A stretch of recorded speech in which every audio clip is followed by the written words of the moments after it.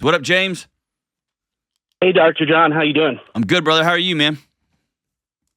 You know, I'm hanging in there. Excellent. What's up? Yeah. So I'm just gonna read what I had wrote into the show, and it's kind of all of my thoughts kind of combined together, and just kind of want to go from there, if that's all right. Let's do it, man. All right. So currently 33. I was previously married, and I met a wonderful woman after my divorce, and the divorce has been challenging. In between that time, I had kind of got caught up in the red pill movement, and it just kind of sucked me in, and that's it's provided a lot of struggles for our marriage. The woman that I'm with now, my wife, she had 2 boys from previous relationships. Shortly after we got together, we found out we were pregnant. We had my wonderful daughter. We got married right before that happened. We just had another girl about 3 months ago. Originally, when we got together, I had told my wife that I wanted to adopt her oldest. He's currently 5, and because of the struggles with my marriage, because of the difficulties with that, we have a lot of baggage from our childhood as well. It's making me extremely hesitant to kind of go through that process, and I don't know, I'm reaching out and need some help with that. I appreciate you reaching out, man. It's not easy to reach out, is it? No, it's really not. Yeah. So normally in this situation, I can feel it in my own body, like my desire, and this is me just being honest with you, okay? I feel like coming at you, and I also feel that's not the right move here. Okay. I actually think you're trying hard, and I appreciate that, okay? Yeah. Tell me about this red pill movement. Well, I was previously married. It was an extremely difficult marriage. I learned a lot. I grew a lot.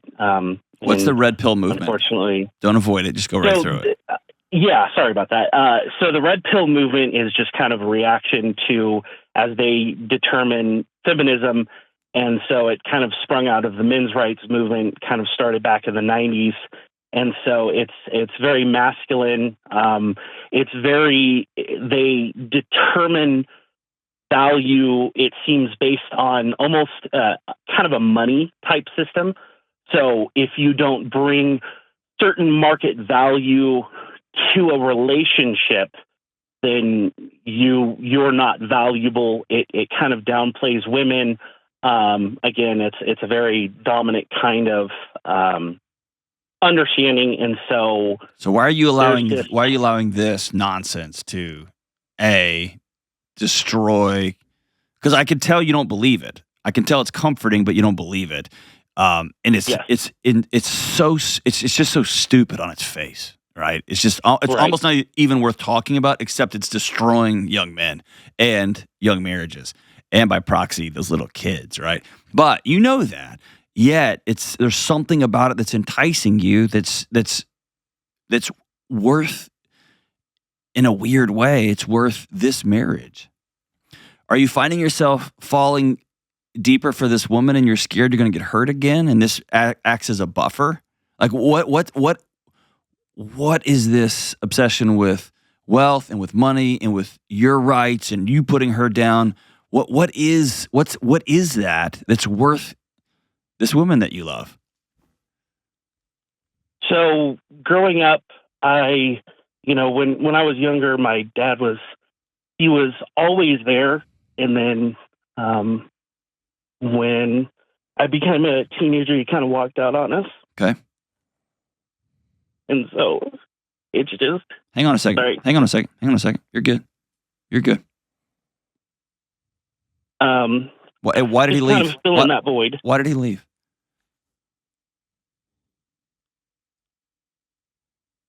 So, my mom gave him a decision to either change or get divorced, and he decided to kind of continue in his ways.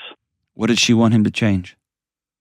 So he had been unfaithful to her multiple times.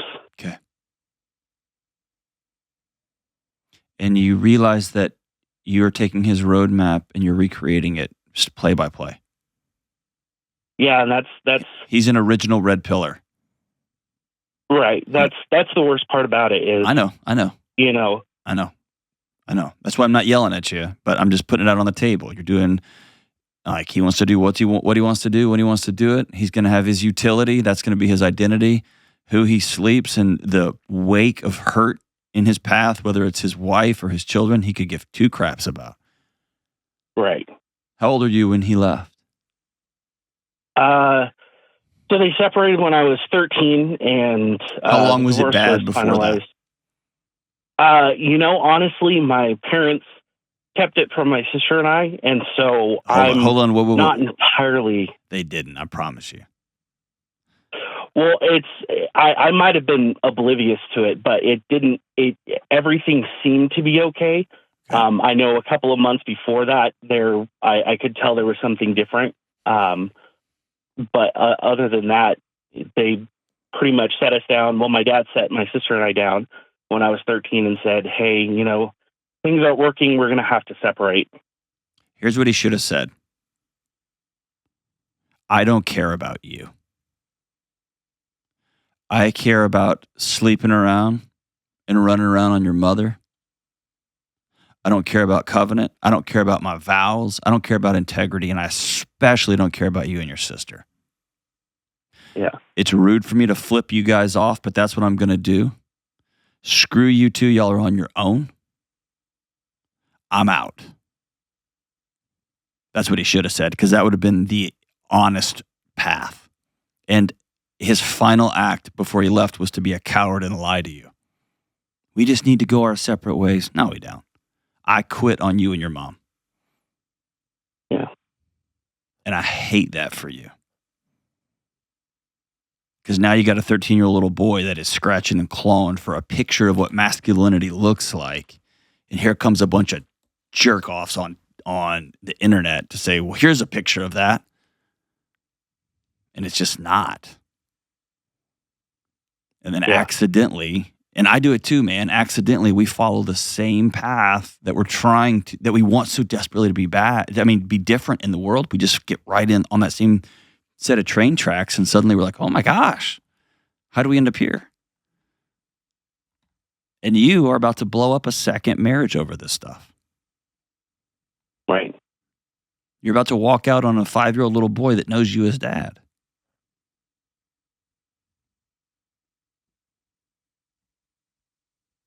I haven't given up on him. I know. It has nothing to do with him, my friend. This has to do with James, with you. Yeah, no, I know. You're about to give up on you, just like your dad gave up on him. Don't do it. You're stronger than that. And this isn't an internet meme, and this isn't flashy cars and dudes walking around with a bunch of other dudes without shirts on doing kickboxing videos. It's way, way harder to stay plugged in with a 5-year-old and to find desire and sexual intimacy and romance with 4 kids, 5 and under. Way harder to do that than it is to walk around without your shirt on, like doing internet, like Dogecoin trades and lifting weights. That is so jokingly, comically easy compared to being a husband who stays plugged in with his kids, stays plugged in with his wife. It really is. It's way harder. Yeah. So take the hard path. Don't take the coward path. Take the hard path. Okay. Is that fair? Yeah, no, that's so. Why is your marriage? fair. Why is your marriage struggling right now? Well, part of it, my wife and I had a conversation the other day, and she had told me she feels that our marriage is fine, that couples fight, they have challenges, they have difficulties, but it's not abnormal to go through and face challenges. And from my perspective, I just look at the history of our relationship and just how challenging and how rocky it's been. I don't know if that's necessarily me projecting, my past failures and insecurities on relationships, or there's probably a better balance in there. But it's probably both and. It's probably Right. both and. My guess is that your body has put a GPS pin in marriage, and any slight perceived crack in the foundation, your body's like, let's get out of here. Let's run. Absolutely. And she's exactly right. If you care about something, you disagree with it. You lean into it. Right. You fight. You push back and forth. Fight is a dramatic word. I don't like that word. But there's conflict. Right. I want it this way. She wants it that way. And then we navigate this thing that we're building together, right? That's part of every relationship. And did she grow up in a chaotic home? Absolutely. So her dad was always there. Wonderful man. Her mom she's been diagnosed with schizophrenia and bipolar disorder. All right, there you go. That's all I need to know. So yeah, that's in your wife's nervous system, love looks like chaos and loud. To some extent, I kind of laugh because she's always wanting to watch the Kardashians. And I'm like, why do you want to introduce that to, why would you want to sit there and watch that? It's just chaos. And then I just kind of have to remind myself that's comfort for her to what she's used to. Right. But that doesn't make it healthy. No. And what both of you are going to have to choose. Here's the thing I want you to keep in mind. Okay. And we'll get to the adopting this young little boy here in a second. What y'all are going to have to both decide and keep in mind is everything that happens next, y'all get to choose. Everything. To walk away, to scream and yell and kick and punch, and instead of learning and practicing what peace feels like. And I want you to tell your wife this. When I met after I'd been seeing my counselor for months and months and months and months, she asked me how I was feeling. And I said, I know this isn't the case intellectually or psychologically, but I feel depressed, and I'm not. I'm as happy as I could be. And she started laughing, and she goes, yeah, this is normal. You've never felt that. And I started laughing, and I've been having to practice running a little bit lower because my engine was running so hot for so long. And my parents aren't schizophrenic, right? Yeah. And so your wife's going to have to practice peace, and it's going to be jittery and hard. You are going to have to practice not withdrawing and running. Because here's the loop you get into. I can almost guarantee it. She gets hot about something. You withdraw. Your body goes, and either she gets louder to come find you and catch you and make sure you're still present, which sends you running even further, or when you go hide, your little red pill cartoon comes up to protect you. And you'll get in this loop-de-loop-de-loop-de-loop until you both run out of gas, or maybe you'll have sex again, or one of you storms off, and then you come back and you'll watch TV, and it goes into a state of numbness until the whole cycle kicks back up again. Does that sound familiar? That's mostly it. It's the only slight difference is she has told me that she wants to leave me multiple times. That's kind of the only difference. Okay, I think she's testing you. That's fair. I think she is reaching out to say, please don't let me go. And she can feel your body is already 1.5 feet out of the boat. You just have your heel still in the boat. She can feel it. Yeah. And if you walk up close to her and you put your hand gently on the back of her neck underneath her hair, and you look at her in the eyes, and you hold her other hand and you say, I will never leave you. You are not strong enough to push me away. You can walk away, but I will never leave you. Yeah. I haven't done it in that way, but I've told her, we're in this to No. When you say that, we're in this, we made a no, it's not about we right now. It's about me. Okay. My dad left. I left my first marriage. I will not leave you. I will not leave these kids. You cannot push me away. And I will keep showing up. And when she gets loud and smashes stuff, because that's what she knows, I'm not saying she has permission to be abusive, nothing like that. And you can say, I can't be here when you're yelling and screaming when you're ready to talk. You know that I'm never going anywhere. And you can go out on the front porch. You can walk around outside. You can go for a walk without, quote unquote, leaving, right? Yeah. But what I'm saying is, when things get hot, you stay present. Be the calm in the storm. You can look at her and say, I love you. I'm not going anywhere. I'm going to ask you to stop talking to me like that. I'm going to ask you to stop yelling. It's not safe for these kids, and it's not safe for us. And here's the deal, brother. She could leave you. That could happen. Yeah. But you trying to not risk that is cutting off the oxygen supply to the whole relationship. Okay? Yeah, it feels like that's kind of the circle that I keep finding myself in, and so I want to break it. It's just good. So here's how you break it. You head straight into it with calmness and peace. Drop your shoulders. Sometimes it's as simple as, can we hug right now? Can we have a 30-second hug? And we'll complete this conversation. And let her feel how slow your heart rate is. If you need to take a knee and hold both of her hands and say how I've talked to you and how I've treated you, how I've acted like I was above you, stupid crap I got off the internet, I'm sorry, I let you down. Those days are over. If you have to cancel your YouTube account and start over to get that nonsense out of your feed, do that. She's worth that. Those little kids y'all created together are worth that. And then when it gets to this little boy, this isn't about him. This is about you. This is about your marriage. If y'all are going to stay married, yeah, I'm a huge support of bringing this whole family together legally, right? 100% confident in that. But you have to decide, my feet are in concrete. I will never leave.